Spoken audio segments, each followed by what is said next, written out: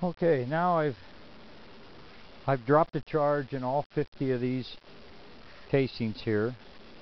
So all these have primer. The case has all been prepped, primered, and powder charged. Now we need to seat a bullet.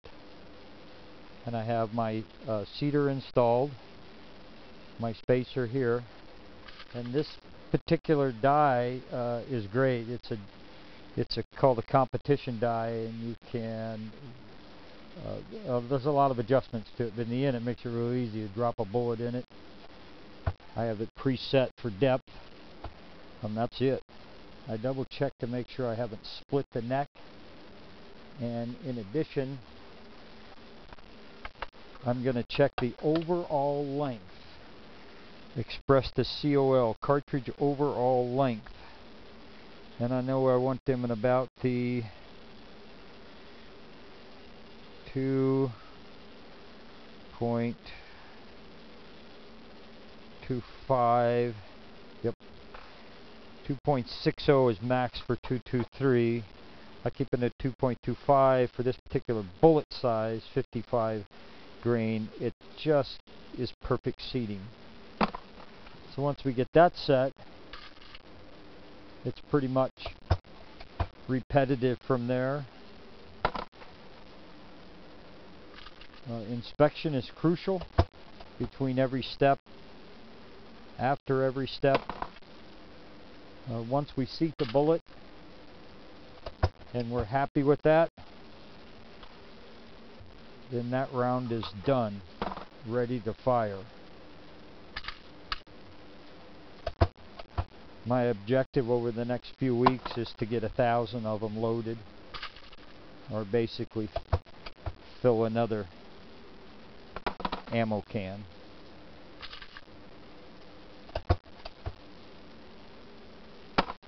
Once you get the rhythm down, it goes pretty good. It's nice to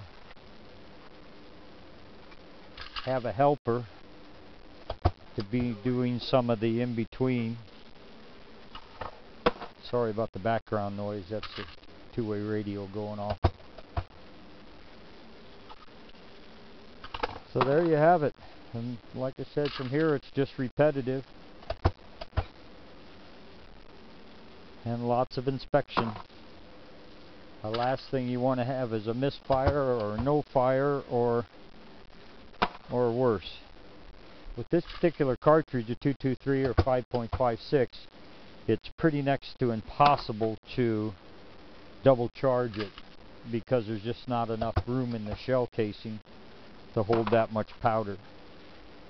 With this particular powder I'm using, which is a long grain powder. Powders come in from different manufacturers in different ways and for different purposes. One key thing to remember, that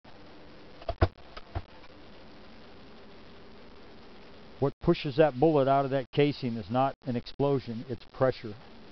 So as that powder ignites, it creates pressure inside that casing, which forces the bullet out. Yeah, there happens to be a little fire come out with it, but pressure is what we're worried about, and it can be upwards.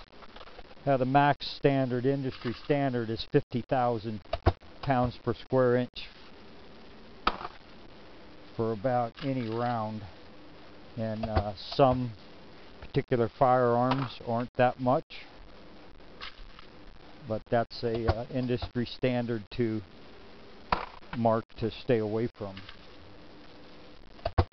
I'd have to look it up what these are going to be, but I do know the speed of the bullet with this much powder, or this type of powder, and this weight of bullet, and this shape of bullet will be about 2,900 feet per second, which is chugging along pretty good, and will also provide a pretty flat trajectory for long range shooting. So anyway, that's about it. I'll keep rolling here.